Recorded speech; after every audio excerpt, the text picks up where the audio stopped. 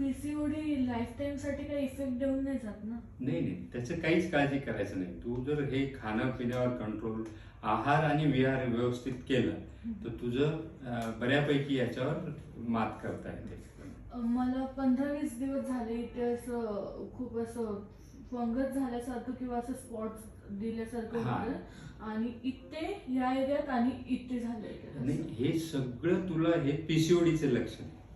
पीसीओडीचे ते खूप असे ना क्रॅक्स टाइप होतं आणि खूप इचिंग हो, ते ऑइली स्किनमुळे होतं. याच्यासाठी काय करायचं, दिवसातनं 2दा स्वच्छ साबणाने चेहरा धुवायचा आणि नखाने ते खाजवलं नको जायला, हे करायचं.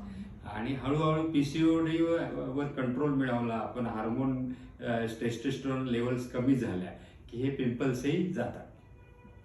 अजून काही दुसरं नाहीये ना? काहीच टेन्शन घ्यायचे कारण नाही. आपण तुला मी जे सांगितलेलं तू व्यवस्थित पाळलं तर तुला 3 ते 6 महिन्यात जवळजवळ 60% फरक पडेल. पण सगळ्यात महत्वाचं डाएट आणि व्यायाम आणि पुरेशी झोप, मग माझे मेडिसिन काम करते. फूड मध्ये घरचंही काही नाही घेतलं पाहिजे असं आहे का? Green leafy vegetables, fruits, high protein मध्ये एग व्हाईट्स, सोयाबीन, स्प्राउट्स हे घ्यायचं. आणि तेलकट पदार्थ खायचे नाही, बेकरी प्रॉडक्ट्स खायचे नाही, साखरेचा वापर कमी करायचा. राईस वगैरे काही इश्यू नाही ना? राईस थोडासा खायचा, आवडला म्हणजे भरपूर खायचं असं नाही. कारण तुला ते गॉड गिफ्टेड तुझं शरीर नाही, तुला मर्यादा आहे, त्यामुळे थोडस कंट्रोल ठेवायचं. मला हे सगळं स्टार्ट होण्याआधी आम्ही कुठे वैष्णोदेवीला गेलो होतो ना?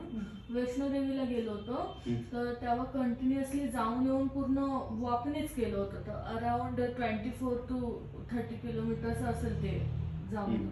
तर ते पूर्ण वॉकच झालं होतं माझं. आणि मला तेव्हाच पिरियड्स पण आले होते, म्हणजे प्रॉपर पिरियड्स तेव्हाच आले होते, त्याच्यानंतर नाही आलं. मग ते कंटिन्युअस तेवढ्या वॉकमुळे तर काही नाही, याचा वॉकिंगचा पिरियडचा आणि काही याच्या आधी मी टॅबलेट्स म्हणजे मी ट्रीटमेंट घेत होती फेससाठी.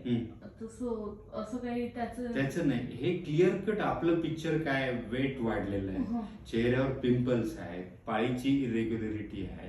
आता आपण जे हार्मोन चेक करतात याच्यात जर लेवल जर डिरॅन्ज असेल किंवा वाढलेले असेल काही, तर मग शिक्कामोर्तब होतं की हे पीसीओडी आहे. म्हणजे अजून कन्फर्मेशन माझं झालंय, पण अजून त्याला एक्स्ट्रा कन्फर्मेशन होण्यासाठी मला हार्मोन चेक करायचं. ठीक आहे.